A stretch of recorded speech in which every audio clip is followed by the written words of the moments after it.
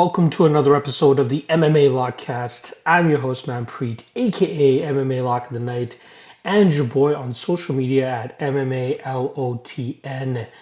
This week we're talking about UFC Vegas 108, which has had a bit of a musical chairs approach to their main event, as Amir Albazi was forced to pull out late last week, and the UFC has been trying to fill that gap, whether it was with Steve Erceg, who was unable to take the date, or even bringing in Waldo Cortez Acosta to try to take on any heavyweight, but nobody was able to get cleared for that matchup. Hence why Cortez Acosta kept tweeting out late last week that he would see us this week, but it doesn't seem like that's going to be happening. As now the new main event looks like it will be Tatsuro Taira still fighting on this weekend's card, taking on Hyun Sung Park, who was originally scheduled to be a short notice replacement to face Steve Erceg next week. But since he's already in Vegas, or at least arrived in Vegas yesterday, aka Sunday night, the UFC has managed to work out a deal with him to step in and fight Tatsuro Taira to save the main event and allow the Japanese prospect to still get in a fight this weekend. As you guys can see, if you're watching on YouTube, or if you can hear as you are on any of the podcasting platforms that we are, there's no video. There is no video. I kind of teased at it late last week that I'll be out of town visiting family this week. And my goal was to get the podcast out for you guys on Sunday, but with the main event up in the air, I just wanted to, let it kind of flesh out a little bit first so that I can at least include a main event breakdown here. The main event is official as of maybe 10-15 minutes ago per UFC officials, so there are no odds out, but I will try to briefly talk about that fight and let you guys know where I'm leaning. But this will be quite a short version, not so much a quick picks version, but a short version of the MMA Lockcast, so I can still get this out for you guys. I'll still have my usual segments coming out, but they'll be much briefer and not as produced. Obviously, I just don't have as much time this week, but I'll still get that out for you guys, including our PFL breakdown, which will likely come out either Wednesday or Thursday. And again, that will be somewhat a very brief breakdown, but at least give you guys my predictions there. So appreciate you guys bearing with me this week. Again, audio will be really shitty, as you guys can hear. There will be no video aspect to these. So yeah, let's just get right down to business. All right, first matchup up that we're going to talk about here for this UFC Vegas 108 card is going to be Piera Rodriguez coming in at -200, going up against Ketlin Souza, who comes in at +170. Now, Rodriguez should be able to utilize her improved grapple-heavy approach here against Souza. She's done a great job in terms of timing her takedowns better, utilizing good top control, and mixing in her strikes well enough so that her takedown entries can come a little bit easier. Souza is definitely the more dangerous striker, and she might be able to have some success if she can thwart the early grappling of Rodriguez. But I think Rodriguez will end up being successful with it for at least 2 out of the 3 rounds, and I think she ends up winning this fight on the scorecards, although I think the line is just a smidgen wide, as Souza has, even in my mind, been underrated throughout her career. But I still think that Rodriguez can do a good enough job in terms of mixing her grappling and getting the win on the scorecards. Next up, we got Rafael Estevam coming in at -460, going up against Felipe Bunes, who comes in at +360. Kind of surprised the line is as wide as it is here, because I know Estevam, obviously very successful. He's undefeated, has a very good and reliable smothering grappling game, but his cardio is just no bueno. You know, there's plenty of fights now where we have him kind of just struggling to hold on and avoid being 10-8'd or even avoid being finished in the third round of his matchups. And Bunes is capable of utilizing his striking advantage to really put it on Estevam late and maybe make things trickier there for him. But Bunes does have a little bit of issues in the grappling realm. We did see him pull off a submission in his last matchup against Jose Johnson, but I think Estevam will be privy to it. He'll shut that down, and I think he'll be able to grind out Bunes here. But it's a little bit tough to be completely trusting of him at -460, considering the gas tank issues that he has. Our next up, we got Nick Klein coming in at +130, going up against Andre Pulyaev, who comes in at -150. Now, this line was a pick'em just a few days ago, and now money coming in on the Russian fighter, which kind of makes sense, right? Obviously, there's a lot of hype behind Russians, but Pulyaev is not as good as those normal guys. There's a reason the line opened up at a pick'em price against a mediocre fighter from Wisconsin. But I think that mediocre fighter and Nick Klein actually has the aggressiveness, strength, and finishing ability to make this really tough on Pulyaev. I think Klein will be able to push the pace here, keep Pulyaev pinned against the cage, maybe drag him to the ground and probably find a finish on the mat. So to be able to, see that line go from a pick him to a plus 130, I'm more than happy to take a shot here on Klein and on a card where I don't think that there are many live underdogs. But hey, underdogs have been roaring the last two UFC events, even going 4-1 on the last main card, I believe it was.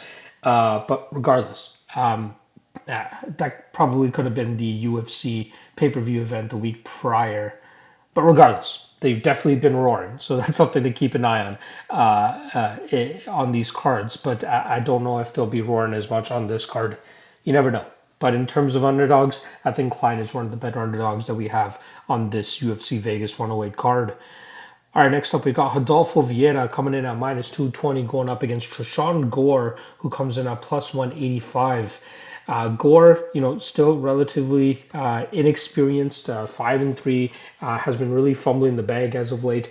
He has some decent knockout power, good explosivity, but I think that Vieira will do a good enough job in terms of not getting finished. His only loss by finish has come from exhaustion when Anthony Hernandez handed him his first pro loss by submission. But I think that Vieira will do a good enough job in terms of mixing in his striking a bit to try and lull Gore and then eventually change levels, utilize his strength to get this fight to the ground.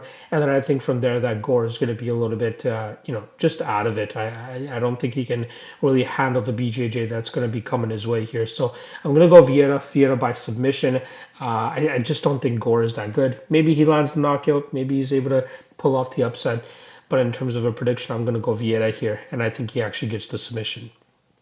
All right, next up, we got Rinya Nakamura coming in at minus 370, going up against Nathan Fletcher, who comes in at plus 295. Now, Nakamura is looking to bounce back from his first pro loss last time around as he was unable to get to his wrestling game. But I think he'll be able to do so here against Fletcher. Now, Fletcher may be this slicker BJJ specialist, but I'd be surprised if he catches Nakamura in anything.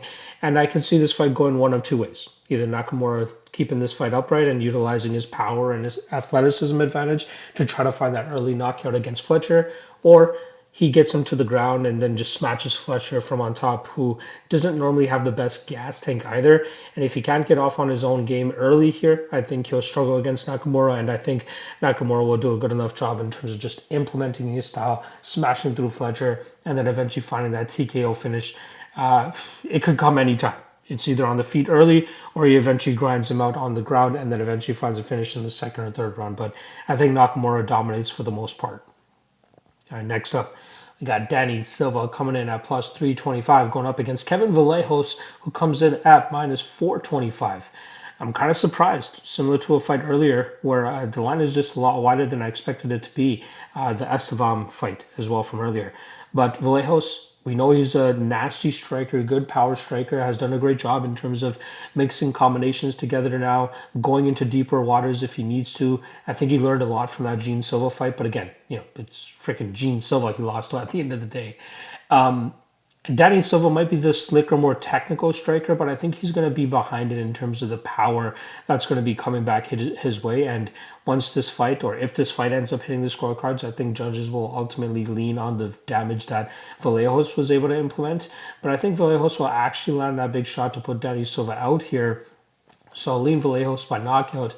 But should this fight go 15 minutes, it may play out closer than the odds suggest. So I wouldn't go crazy on Vallejos here at this minus 400 line. If he starts to trickle down into the minus 200 range, maybe, but I kind of doubt that's going to happen.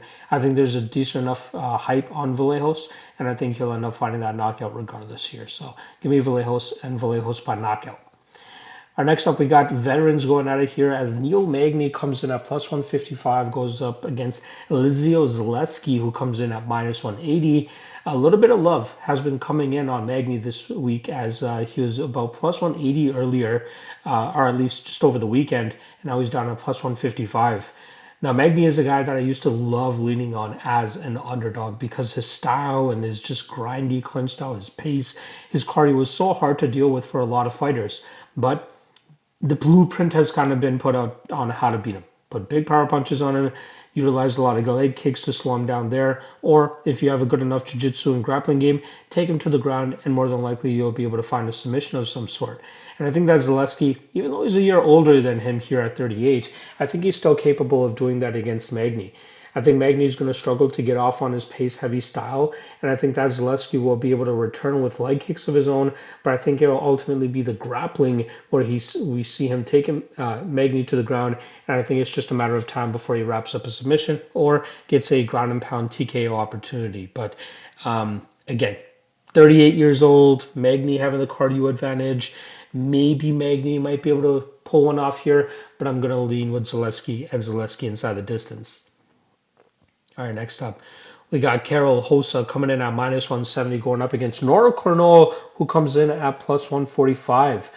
Now, the line on Rosa has started to drop a little bit, and I'm kind of surprised about that. She is the better fighter, without a doubt. She is the better technical striker. She is the better grappler. She has better jiu-jitsu, and I think she has better cardio as well. The only thing that will make this close, if it ends up being close, which I don't think it will be, is if Cornolle is able to land some damage that Rosa might not be able to nullify with some of her volume and overall MMA game. But I think that we'll see Cornolle. I think we'll see Rosa do a good enough job in terms of mixing the martial arts well enough. From her striking to her takedowns to her control time, I think Cornolle will really struggle to keep up with Rosa in this spot, and I think that's going to allow Rosa to grind this fight out and win it on the scorecards. And I think to get this line at -170 is a steal. Like, I think she is that much better. I get women's mixed martial arts may make things a little bit closer than they should be, but I still think that Rosa will do a good enough job in terms of really grinding this fight out and winning it on the scorecards. All right, next up, we got Elvis Brener coming in at +210 going up against Estevam Ribovics, who comes in at -250. This is an absolute banger that should really favor the Argentine as the odds actually suggest here, and I have to agree. Now, last time around, Ribovics was a big and unwarranted favorite over a guy like Nasrat Haqparast, and I was able to cash the upset there on a Haqparast, but the fight did play out close, and there is an argument that Ribovics deserved to win that fight. But that's why I took a shot on a Haqparast, because the fight did end up playing out close enough that the judges would have scored it in his favor. But in this matchup, I think Ribovics has Brener completely outdone on the feet. And even the grappling realm, I don't think Brener can successfully take this to the ground. I think he's going to be forced to strike with Ribovics, and Ribovics is just the far superior striker from the speed, the damage, the volume, the ability to take command of the cage here, the cardio as well.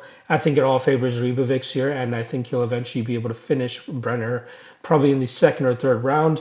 But I don't mind this chalk on Ribovics. I have been skeptical of it in the past, but I think that this is a warranted spot, and I think he'll make it look -250 or even better in this fight. So give me Ribovics and Ribovics inside the distance. All right, next up, we got Mateusz Rebecki coming in at -200 going up against the streaking Chris Duncan, who comes in at +170. Now, Duncan has pulled off back-to-back guillotine victories over his last two opponents. I think it was Balaji Oki, and then I can't remember the other fighter that it was just off the top of my head here. But I think Rebecki will do a good enough job in terms of shutting that down from Duncan. Duncan may look to implement some of his power striking style, but I think he'll struggle to do that here, given the pace and pressure that Rebecki usually fights with. And I think that Rebecki will be able to do a good enough job in terms of just breaking Duncan down with that pressure, with those power punches, with the grappling. I'd be surprised if Rebecki gets caught in the guillotine. He is a BJJ black belt, if I'm not mistaken. And I think, very tough guy to put away unless you just put a big pressure on him like Diego Ferreira did. But I think we'll see Rebecki really just put it on Duncan here, break him down, and then eventually find that finish in the second or third round. Probably second round, I'm going to say. But I think Duncan's streak ends up running dry here, and the pole ends up getting the win inside the distance. All right, main event time. Let me just quickly check BetOnline right now in case they did quickly post a line on this Tatsuro Taira in Hyungsung Park main event. No line as of yet. So I'm just going to assume that Taira is the favorite. I'm assuming that he'll be somewhere between minus 200 and minus 300. I wouldn't be surprised if hype ends up pushing him even higher than that. But I think he wins this fight. I'm a big Hyun Sung Park fan. I really hope he pulls off the upset, but I just really think the cards are stacked against him here, from taking a short notice fight for next week against Steve Erceg to now fighting a week earlier against Tatsuro Taira in a, I believe, 5-round main event. Against a completely different style than what he was expecting with Thursday. It really does not play out well for Park, in my opinion.